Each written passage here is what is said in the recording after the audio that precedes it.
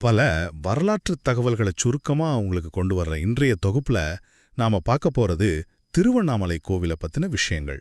சிவபெருமான் ஒரு நெருப்பு தூணா, அதாவது ஜோதிலிங்கமா காட்சியளிச்ச இந்த தலம் ஒரு முழு மலையையே இறைவனா வழிபடுற ரொம்பவே ஒரு தனித்துவமான இடங்க. முதலாவதாக இங்க நடந்த அந்த சுவாரஸ்யமான புராண கதையை பார்ப்போம்.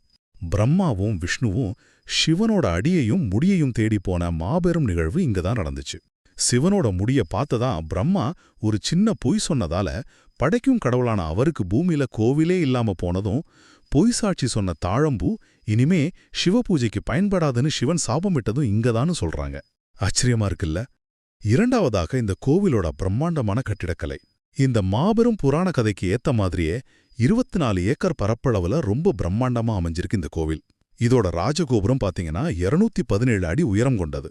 இதுல ஒரு ஸ்பெஷல் என்னன்னா, இங்க இருக்கிற கிளி கோபுரம். அருணகிரிநாதர் ஒரு கிளி உருவத்துல உட்கார்ந்து கந்தர் அனுபூதி அப்படிங்கிற பக்தி இலக்கியத்தை பாடிய இடம் இதுதான்னு நினைக்கும் போது உண்மையிலே சிலிர்ப்பா இருக்கு. இறுதியாக உலக புகழ்பெற்ற கார்த்திகை தீப திருவிழா.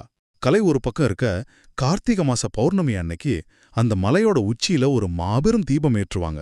சாட்சாத் அந்த சிவனே ஜோதி வடிவுல தோன்றவதா நம்பப்படுற இந்த மகாதீபத்தை பார்க்கவும், மலையை சுத்தி வலம் வரவும் ஒவ்வொரு வருஷமும் லட்சக்கணக்கான மக்கள் அங்க கூடுறாங்க. ஆச்சரியமூட்டும் புராண கதைகள், வானலாவிய கோபுரங்கள், அணையாத பக்தி தீபம்னு எல்லாமே ஒன்றிணைந்த இந்த திருவண்ணாமலை உண்மையிலே காலத்தால் அழிக்க முடியாத ஒரு வரலாற்று பொக்கிஷம்தான் ஆகும். இந்த மாதிரி இன்னும் நல்ல கதைகள், பக்தி தகவல்கள் வேண்டுமா? எங்கள் சேனலை சப்ஸ்கிரைப் பண்ணுங்க மற்றும் பெல் ஐகானை பிரஸ் பண்ண மறக்காதீங்க.